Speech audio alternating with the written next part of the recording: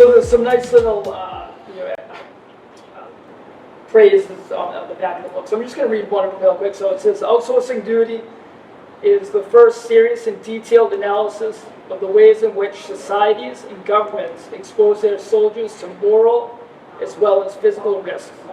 The authors, and both philosophers, like Husserl said, with backgrounds in the military, argue that when soldiers are compelled to fight in wars about which they are given little information, they must take responsibility for the life and death decisions that involve a grave risk of wrongdoing. Because burdening them in this way is a form of exploitation in which the citizens in a democracy are implicated, this powerful book poses challenges to all of us that demand a response. And that's written by, or that excerpt is written by Jeff McMahon. He's a Blake's professor of moral philosophy at the University of Oxford, which is great.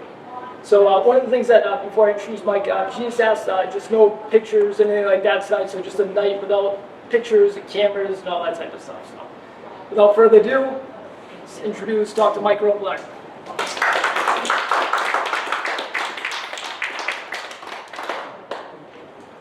Thank you, Beth, for that excellent introduction, and thank you to the Legion for allowing me this opportunity to speak, and thank you all for taking the time out to come here and listen to me talk about my book. So I really appreciate it. I had a slideshow planned for you guys, but we had some technical difficulties at the last moment, so we'll go ahead and make do and adapt and overcome. So in 2018 in March, I was standing at the peak of Mount Malhacen. It's the highest peak in Spain after a military ethics conference. And I was brought there by my good friend, Major Ian Fischbach. Ian was a West Pointer like myself, a year ahead of me. He went to the 82nd Airborne like myself, deployed to Iraq, ended up becoming one of Time's most influential 100 influential people in 2006 for writing to John McCain about the prisoner rights abuses that he'd witnessed and that had gone unnoticed. He then went Special Forces, did 3 more tours, became a philosophy professor at West Point, and then was getting his PhD in philosophy at the University of Michigan for several years. And then, really because of a series of personal as well as social issues, largely having to do with the debacle in Afghanistan and some other things within our society, he fell in some hard times. And the last time I talked to him on the phone was on Veterans Day, essentially. And I wish him a happy Veterans Day. And a week later, he was dead in a adult foster care home, either by his own hand or gross medical negligence. It's presently uncertain. But the point being is that Ian was a scholar, he was a warrior, he was an exemplar of what it meant to be an American citizen. And our country gravely failed him in whatever capacity that it could have. And Ian's situation is not unique at all. Not for him, not for my generation, not for really the last 20 or dare I say 50 years, the last set of wars that America's been fighting. So that was Ian's story. Right up the street here in Woburn, you can find Staff Sergeant Keith Callahan. He was buried in 2007 after he was killed in Iraq. He was my second platoon sergeant, best platoon sergeant I had. I was a second lieutenant, had my head stuck up my butt, and he really was patient with me, sorted me out, and kept me alive and kept our platoon alive in Iraq in 2003, 2004. In 2007, he was killed in Iraq on his second or third deployment, left behind a wife and 4 kids.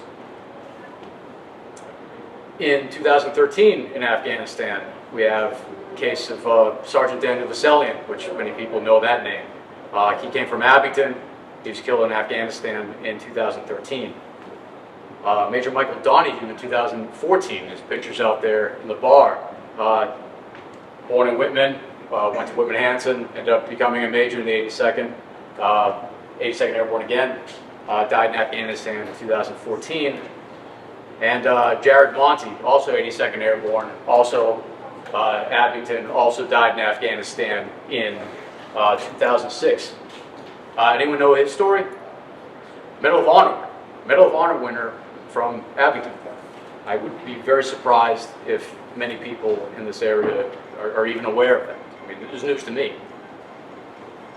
So that's just a brief snapshot of the effects and the side effects of our nation's ongoing wars, at least for the last 20 years.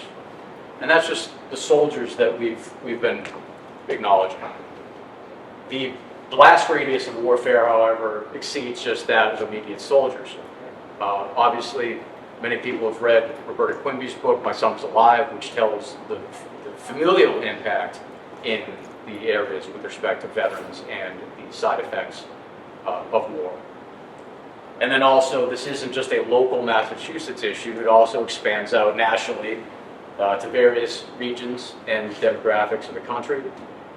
And it also extends generationally, whether we're talking the forever wars of the Iraq and Afghanistan campaigns, or prior to that, with respect to the first Gulf War, or with respect to Vietnam or Korea. And it isn't obvious that a lot of the side effects of America's ongoing warfighting projects are physically acknowledgeable, right? So there's a lot of talk within the space of philosophy, moral psychology, this notion of moral injury. So first, a disclaimer before I go any further, and it's a paradox that I want to acknowledge, and this is what we're calling the veteran's paradox, and it's the following. It's, as a veteran, how can one voice opinion on the military and its policies without falling victim to the prey of the binary of sounding either like a pacifistic victim or a war hawk shill? If one veers too close to the former, then one risks sounding like a broken victim, or making soldiers out to be broken victims, or sounding like a person condemning one's own country, military, and comrades at arms. If one veers too close to the latter, then one runs the risk of conflating patriotism with enthusiastic, uncritical endorsement of all things military and all things war. So hence, the tightrope between those two lanes must be walked if anything nuanced or new or insightful is going to be said about the present civil-military divide. And that's what this book is attempting to do. It's attempting to walk that tightrope. So a quick history about the normalization of this widening civil-military divide. If this town were to deploy in World War I, the entire town would have went and fought together and then come back and spent the entirety of our lives sorting through what it was that we just did. World War II happens, you have instances of the Saving Private Ryan family and the Sullivan family, where you had 5 brothers that sunk on the same ship. So that activates certain policies within the military to start disaggregating family and people in the same town. Korea, it widens a bit more. Vietnam, now you start having your different operations, tempos where people are deploying and people are coming back, and that is disrupting the collective polity that is doing the war fighting. Then we have a sharp drop-off after Vietnam and the formation of the all-volunteer force. This then essentially takes the entirety of warfighting decision-making and drastically pushes it behind a social veil where your 1%, 2% of the population are doing the war fighting. And since then, that essentially has continued, right? It's been the foreign policy go-to tool for the U.S. post-Vietnam. And we saw this particularly ramp up with the war on terror, a war essentially against a tactic rather than a political enemy. Now, towards the end of the war on terror, you're not just seeing 1% of the population really fighting. Much of the war fighting and the responsibilities was pushed off on your special forces community and your drone pilots, right? So the tip of the spear that's actually doing the war fighting and the moral calculus with respect to things downrange, tactical decisions, operationally, as well as considerations for the ethics of the war itself, is being further and further pushed off onto the very tip of that spear, while the rest of the civilian polity, on behalf of whom these people are fighting, are kind of distanced from it. Now, there's a famous quote during the Iraq War where a soldier was interviewed and he said, "We were at war and America was at the mall." And that isn't to say that there are civilians that don't deeply care about veterans and the wars that we fight. The point being is that the institutional apparatus connecting those things together is getting drastically strained. And the civil-military divide that I've just described, it's still widening, right? This isn't a static thing. It's continuing to widen. So there are three pernicious side effects to this that I think, and that my co-author think, is built into this ever-widening civil-military divide. One is what Basevich points out. So Basevich thinks that this leads to unchecked military adventurism, so-called forever wars. If you have this ready-to-go military force, that's always just going to be a foreign policy tool, that we're solving everything, we're deploying the troops to this thing or that thing or whatever. And we saw this with Afghanistan, to Iraq, to Syria, to Libya, and now who knows next, right? So this danger of forever wars or military adventurism is built into this civil-military divide. The second is a basic breakdown in a shared notion of citizenship, right? So if you have people that have a notion of citizenship, of like we're all Americans, how is it possible that we can have that shared sense of pulling on the same rope, of doing something, sacrificing for a greater good, if it's only that small share, and then everybody else is consumed with Instagram or this me first culture. So I think that is a second thing. Is domestically, it waters down the notion of citizenship quite severely. You don't see nearly as much of a breakdown in citizenship with other polities that have a national service requirement. And then lastly, what we're calling the moral exploitation of soldiers. And that's the thing that I'm particularly exploring in the book. And that's what we're trying to focus on. So a bit of theory. So typical notions of exploitation they're often defined as a garnering of unfair or excessive benefit by taking advantage of another person's group, taking advantage of their vulnerability. And typical instances of exploitation, you can think of like sweatshops or organ sales or prostitution, or maybe micro-level phenomenon like personal relationships or discrete transactions on the free market. So a standard account of exploitation usually involves two features, right? An exploitee vulnerability and exploiter benefit. And the benefit is garnered excessively or unfairly in virtue of that vulnerable relationship. Now, exploitation is typically patched out as being transactional or structural, right? It might be something that's institutional, and that's going to be our sub-thesis. And then furthermore, within the literature, you have a lot of people that cash out exploitation, like the examples that I just gave, in terms of an unfairness with respect to the apportioning of physical labor or services or goods, right? So what we're arguing, and this is the point of the book, is that this is an incomplete account of how persons or groups can be exploited. And the thought being is that persons can also be exploited unfairly or excessively by being made to shoulder excessive amounts of moral responsibility. And we think that is what is going on, at least in part, with America's relationship to its soldiers and to its veterans, at least for the last 20 years since the advent of the war on terror. That there's a lopsided distribution of the moral responsibility of the wars that we supposedly collectively fight, right? That this is supposed to be a group decision, and it's supposed to be a set of duties that are equitably discharged amongst the citizenry. So hence the title, outsourcing duty, right? The thought being that there's certain civic duties of national defense that ought to be apportioned fairly amongst the citizens. And we argue that this has obtained for many soldiers, and this at least explains in part some of these ills of soldiers coming back, whether it be PTSD or alienation or suicide or so-called moral injury. That this at least, it's tracking something within the moral space. So I just gave you an account of exploitation, talking about vulnerability and excessive benefit. So in the book, because I'm short on time, I won't go into it, but we do a pretty deep dive into ways in which the typical recruit is vulnerable We do this along the lines, metrics of socioeconomics, age, geographic region, sex, and recruitment means and methods. And I think a good case could be made, without special pleading or without like belaboring the point. There's at least some cases can be made that, for reasons of age and socioeconomics and the position that a lot of young recruits find themselves in, that they are vulnerable to the exploitative elements of the military recruitment funnel.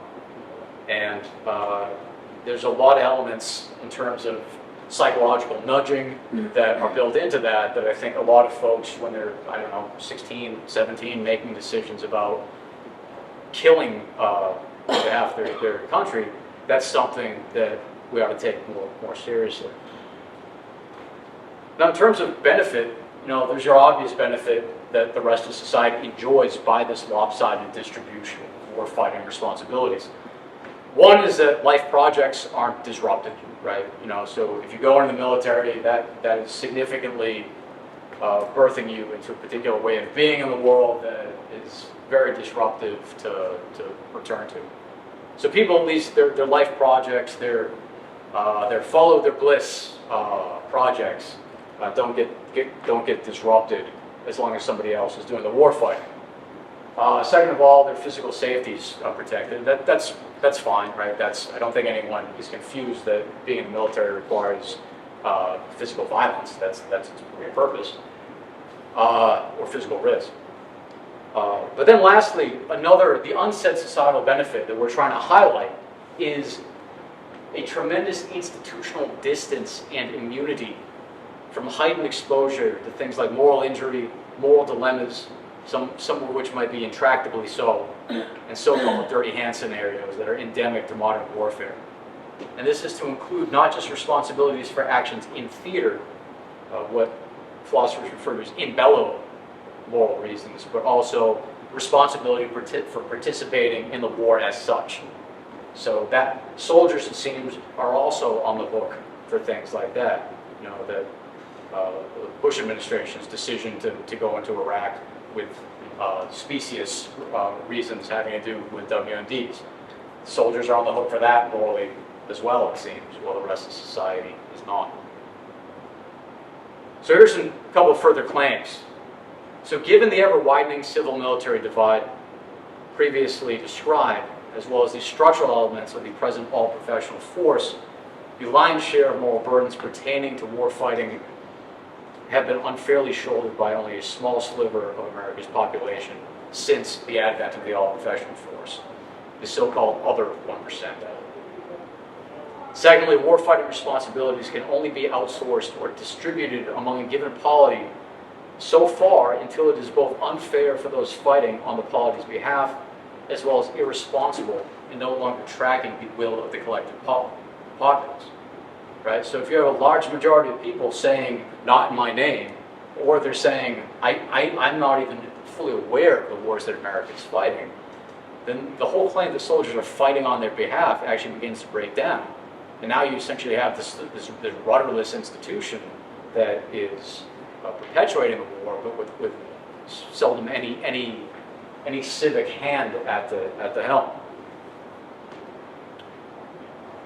And then lastly, I think that this is deeply unfair, and that this unfairness, institutionally speaking, needs to change.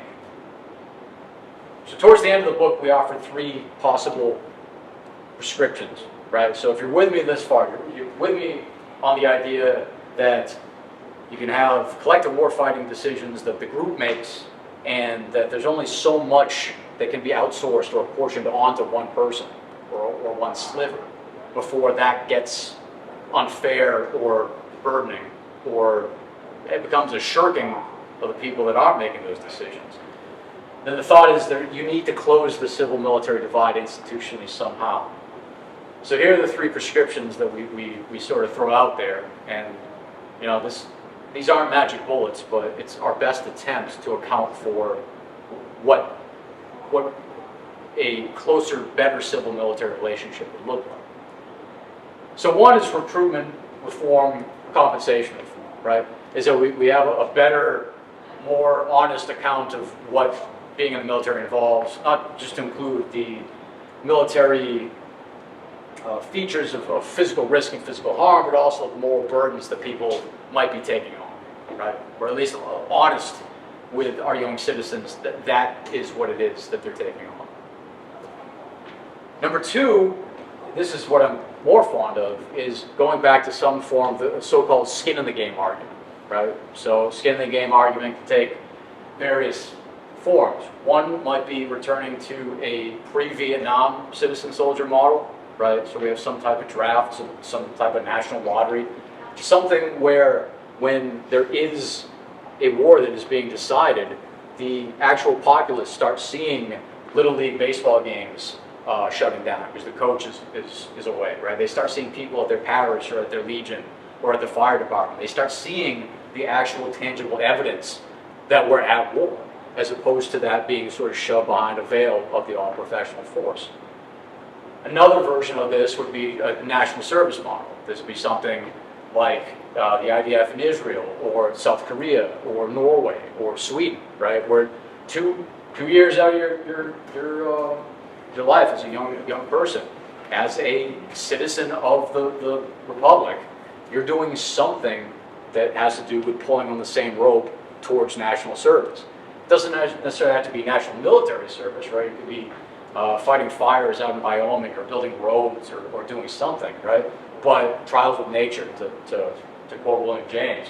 But it at least gives some damn sense that we're shared citizens that are doing our part to collectively share in our warfighting decision making and the wars that we get into, and we're shouldering those responsibilities equitably. So that's another model. Sub-model of that is it's called Title 32, which within state legislation, you could push that into the National Guard, right? So maybe for your service, you serve in like the Massachusetts militia, and you defend and attend to Massachusetts stuff, right? So now this is actually getting back to almost the founding fathers model of what a citizen soldier looked like. And then lastly, the third model is more official veteran political influence with respect to warfighting in our organs of government. And the three features of that being: one, we must take the profit out of war. Two, we must permit the youth of the land who would bear arms to decide whether or not there should be a war, right? So the people actually get to make the decisions. And then lastly, we must limit our military forces to home defense purposes. So that would be our third prescription. And that might sound familiar to you, because that's not our prescription. That was written by Smedley Butler in 1935. He was the most decorated soldier in America. He wrote that in 1935 in his book called War's a Racket. So that was Butler's prescription, and we didn't listen to it, and here we are now with, effectively the largest war police force in the world. So those are the three prescriptions. I'm sympathetic to number two, but the point being is that we need to start thinking about ways in which institutionally, not just Applebee's discounts, not just Billy Ray Cyrus singing us a song, but we need to think of ways in which institutionally we need to close the civil-military divide, because it is widening, it is continuing to widen, and I think it's both unfair to American soldiers, to families, and to our political representation if it continues to keep pulling apart this way. And these are the prescriptions that we're offering. So in closing, here's, I think, the prescription to veterans. It's this: is that the future and fate of America's soldiers and American veterans requires a return to a thick and classic notion of citizenship and of shared responsibilities, particularly with respect to warfighting decision-making. In a world of superficiality, incessant whining, and perpetual squeaky wheels, This can only be achieved if more veterans begin looking out for one another, begin exercising duties not just of other regard, but that of self-regard, and they begin speaking up more. So bottom line is let's speak up. That's all I got.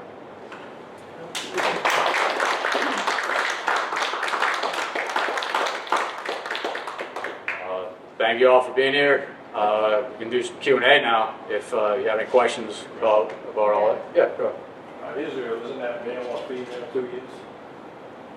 I'm not sure the specifics about I that. think it's family thing. Yeah, I believe so. Yeah. Yep. Yep. So yeah, everybody. I have a question for you. It seems to me a good thing that suddenly all over the country there are ex-military people starting to run for political office. Yes. Yeah. Do you think that am I right that it seems to be an increased number of people choosing to run for political office, and would you please do that? Oh, really? Oh, gosh. Yeah. Thank you. I appreciate that. My first political aspirations is just to get the Legion running on all cylinders. Speaking of which, anybody wants to, we're going to start PT program starting this Saturday at 9 a.m. to 10 a.m. So that's my first goal. Let me get that going. Make all things work. What's PT program? Physical fitness, right? We're just going to do jumping jacks and push-ups. Yeah. Right out of the parking lot, 9 to 10 a.m. starting. Richard. Starting this Saturday. Veterans and friends. Expect you to be there, Detective Young. So yeah. How can we follow what it is, the efforts that you're making? Okay, all right. So your question was about is it a good thing that we're seeing folks like Dan Crenshaw, Tulsi Gabbard, Amy Klobuchar, Seth Moulton, folks like that. Veterans from OEF and OIF beginning to emerge as political leaders. That could be good.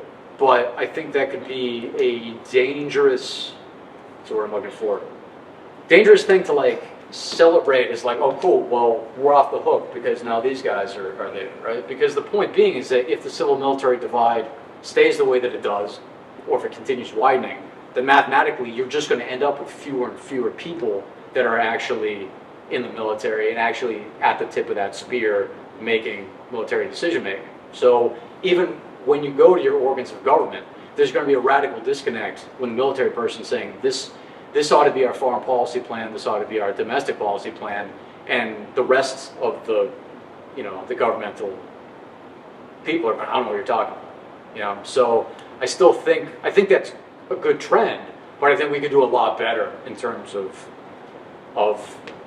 making it the case that people have some type of service in the organs of government. On the national level, it's kind of scary the way the military is being used. For one thing, they don't declare wars. Oh yeah. There's no discussion, there's no argument, there's no back and forth, there's almost no way to weigh in. Of course, we have to vote for who we have available as the people that are offered to us. Yeah. And yet it doesn't, of all people, and I was never in love with Donald Trump, but it seemed like he actually had things more right in many ways than all of the previous, people that I relied upon. Yep. So I feel like the hope that I have is that more people like you may just have an influence, obviously you're going to have an influence. I believe you'll have a tremendous influence. I think it's coming, and as well you should, and I'm hoping all of those people hear everything you're saying and can help you to implement some of these ideas which are necessary. We have never been, my immediate family has never been a military service until my granddaughter now is married to a Marine Special Forces Ranger, and we're becoming we're really, the divide that you're talking about is, the divide you're talking about is so real. Yeah. Because you can have a family for generations that Yeah, feel free to take a seat, guys. Thank you. Since World War II, Yeah, okay? yeah. Nobody has been in the volunteer services, and now, we're seeing the real divide from Washington to the military Yeah. serving men and women, which is shocking and horrifying, to be honest with you, and we so need your voice, and Well, I think, yeah, I appreciate that. Yeah, and I think it's a generational thing too. And I think one of the problems is that a lot of veterans have is that you're told to be a team player, right? You're told you got to be quiet. You got to be a team player. Don't be an individual. So what ends up happening, I think, is that veterans post getting out of the service, they find it very difficult to find it in them to advocate for their own interests, right? Because they're like, well, that would be being selfish. But then meanwhile, in the mainstream society, nearly everybody every other group has something to be agitating for. So like, why not the people who sacrificed ostensibly the most on behalf of this civic project? So I think that's also going on, particularly within my generation. maybe on a slightly more humorous note, Black Rifle Coffee Company, to set this Oh, up. yeah, yeah. I mean, I don't know. I know that they're doing good things, hiring Yep. 10,000 veterans. Yeah. All Yeah. they're doing. So I think entrepreneurship is another, localism, I think is also a good approach to this, right? Like Okay, that's the good. media That's good. wants to make the moral aperture of the world so big where it's like everyone has to, like, we have to take care of this global problem. It's like, I think we need to start thinking more locally, Yes, like yes. entrepreneurship and 100%. helping people like in this region or in Yes. this county. So, yeah, go ahead. I have two questions. The first one is, what specifically do you think should change about the recruitment process? And do you think it starts too young? Or do you think it just needs more education as part of the recruitment process? Yeah, I mean, I think it is, especially for a young man, I think it is noble and right to want to defend his family and his home, right? That's inborn. That is a naturally good and a virtuous instinct. It's just the problem that there's all this other apparatus that's like wedged itself in there that then diverts that towards these other projects. So, and this is the veteran paradox thing where it's like, I don't want it to be sounding like, military service makes you a victim or it turns you into a war hawk.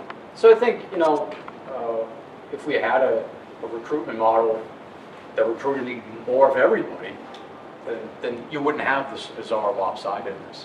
And then I think, I don't know, one of the things we do talk about in the book is changing the age of recruitment to be a bit higher, right? So if we're going to think that it's morally relevant, things like drinking alcohol, renting a car, right? You go 25 to rent a car, right? But putting a rifle in some kid's hand and having him navigate the moral ambiguities of a downtown Iraq, no problem at all, right?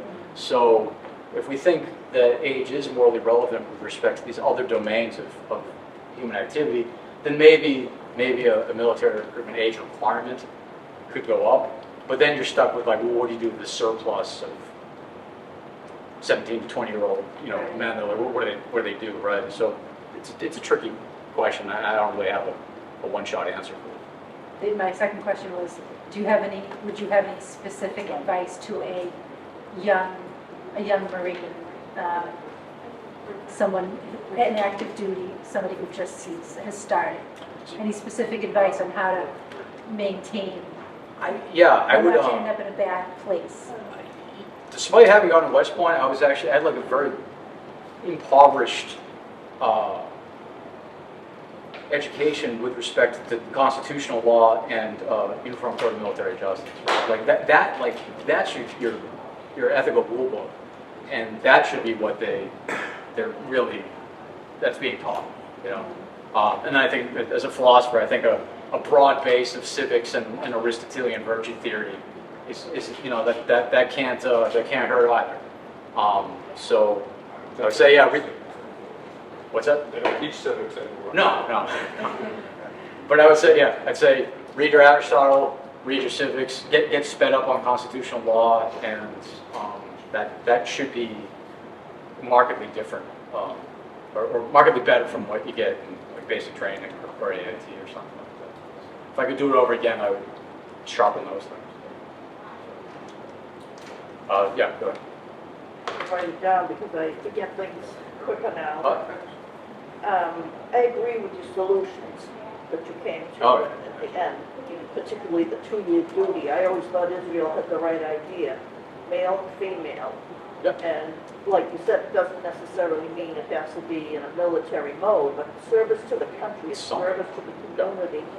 And that's it. You're not working a job and doing this. You're doing this. And that's it.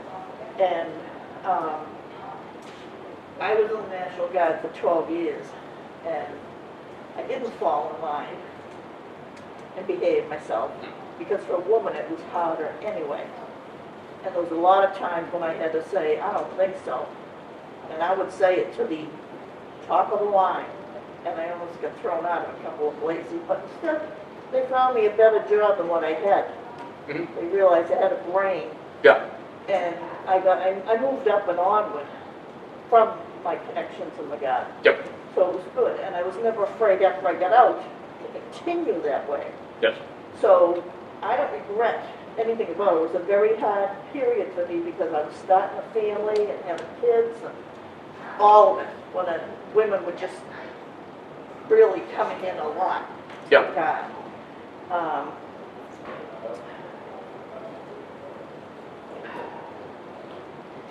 Like the final question was, with all of the recommendations of changes you think could or should happen, Yeah.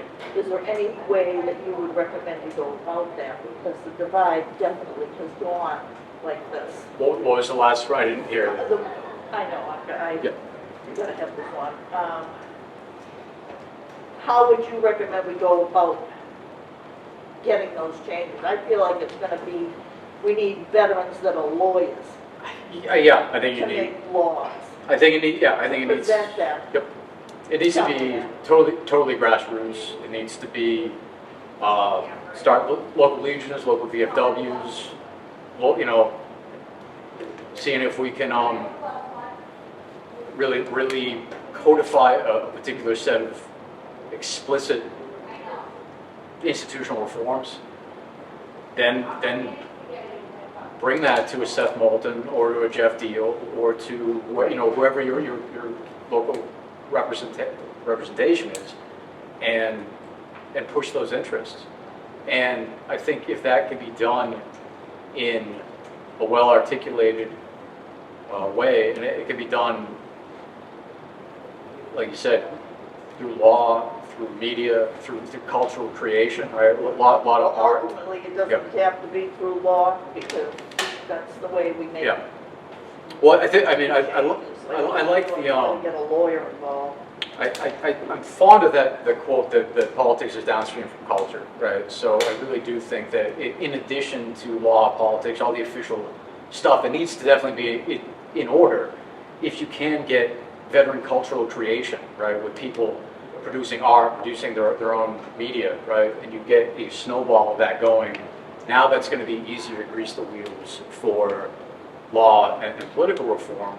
And I think what that can also do is I think, you have a lot of folks that they just feel so trapped and voiceless that they end up snapping and doing something suicidal or homicidal, or they drink themselves to death, or they do something really, really bad.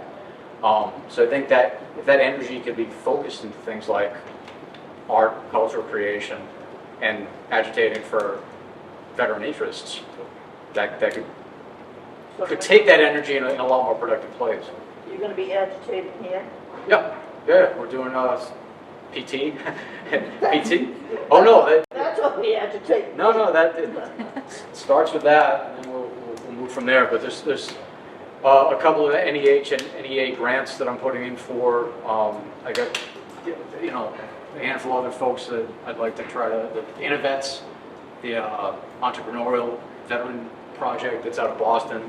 I'm talking to them. So I think there's a lot of things that if we get the get the flywheel going, we could actually get a lot of things off the ground. So, but it has to start with, you know, the will to do so, and the imagination to believe that you can generate these types of reforms.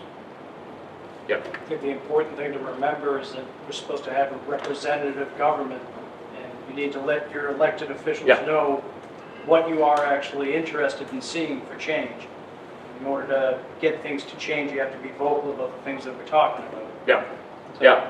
recognize the importance of conscription, as you were talking about the draft. Yeah. And, to the first woman's comment about how they're just sending our professional military force wherever they need to police the situations of the world. It can make it much more difficult to do so if it's no longer the American military going there and it's little Johnny from down the street Yes. who used to bag groceries. So Yep. the importance of your solutions to start the ball rolling. Yeah. I think Definitely. codifies it, yeah. Yep. Thank you for that. Yep. Just I do want to say I've been enjoying your podcasts, and we're good friends with your aunt, Maureen. Oh, really? Okay. Yes, and so we've sort of got a head start, and happy to listen to your interview with Tucker. And, Okay. Yeah. and you're obviously gaining a platform for doing the good things that you're interested in doing, and I don't see you have a presence on Facebook or. Hate social. I've avoided social media for years. I That's why I have know like you do. 60 YouTube followers. It's very hateable. Yeah. But so wondering how to keep track of you and let's say you're saying you have this thing going on this weekend. Yeah. Where are you placing that information so that people Yeah. can follow it and support you and also the things that you feel are worthy of supporting? That would be very, Great. Thank you for mentioning that. Yeah, I'm like allergic to social media, so this is really odd for me to get into this space. I consider myself a quiet professional when I was an officer, and as a nerdy academic that wrote, you know, scholarly journals. So being like public facing is just weird, and I'm not very good at it right now. So I would say, you know, I have a website, michaelrobillard.com. We have a mailing list back there. Please, if you're interested in anything I've been saying or my other writings or books, please write your email down there. That's the best way. You know, old school email is probably the best way for me to get things out. Substack is another thing. And if you go to tuckercarlson.com, or not the Tucker Carlson Today Show or whatever, that's the other thing where he promoted my book. So, and you know, I think it's going to be a 2 steps forward, 1 step back process, but eventually, hopefully I can get enough money to get a staff person to manage my social media for me because I'm so bad at it. I think you're going to meet the crust of the wave because I think that people are starting to speak out. Your voice is such an articulate voice that I think you know, a lot of voices are trying. There's a lot of noise Right, yeah. in the space now, which is wonderful. And obviously, we have the elections coming up in November. Mm-hmm. And so, ultimately, I tell people that are like, what can we do now? It's like, we can't do anything. And I'm like, no, it's local. You've got to know who your local Yes. people are. Yeah. Because those are the people that are the future. A lot of them are younger now and people with great ideas. And it's like, they need our money, they need our time, they need Yep. our support. And I think you can, you know, I think you're here at the right time, and I'm grateful for that. Thank you. I really appreciate that. I do. But I think you're right. I think localism is the antidote to a lot of this. You know, is the you turn the TV on and it's like 5 alarm fires all across the world, and they're saying that it's your responsibility to put them all out. And it turns out that, look, you know, you can pray and have moral concern for persons elsewhere, but it's like you got to get your own shop in order if you're going to be effective at all. Other thoughts, questions about the book or any of my other writings? I was on Tucker this morning, so I don't know if you want to talk about that. Why I left academia. Love the college thing. Yeah. Thanks, yeah. Yeah. I mean, it's like you said, the noise right now. We're in world of P.T. Barnum, right? So I need to catch a tide of like, don't go to college. I'm not saying all colleges are bad, but I'm saying most of them are. And I think we should get back to, the trades and working with our hands and staying local. Micro, okay. Yeah, micro. Yeah, I'm like, okay. Yeah. Monday night at 8 o'clock. There you go, right, yeah. Gotta reach out to him next. Yeah. Any thoughts, questions? This is the opportunity to kind of, to get Well, out I there. missed Yeah, the go ahead. beginning. Where were you in academia? Say again? Where were you in academia? Where am I or where was Where I? were you? Oh, where was I? So I got my undergrad at West Point, got my master's degree at University of Victoria, got my PhD at the University of Connecticut, did a one-year postdoc at the Naval Academy, did a 4-year postdoc at Oxford in England. That's when I quit, and because it was so stiflingly politically correct. And then I had a friend twist my arm to apply to go to Notre Dame, so I went to Notre Dame last year, and it was more of the same. So then I quit, or I ended that postdoc, and then wrote a book called Don't Go to College. So now I'm Samson pulling the pillars down on myself. So it's a weird 10 years of my life. It's very strange, but I got 2 books out of it. So thanks. Other thoughts? Cool. All right. Well, anyways, thank you very much for attending.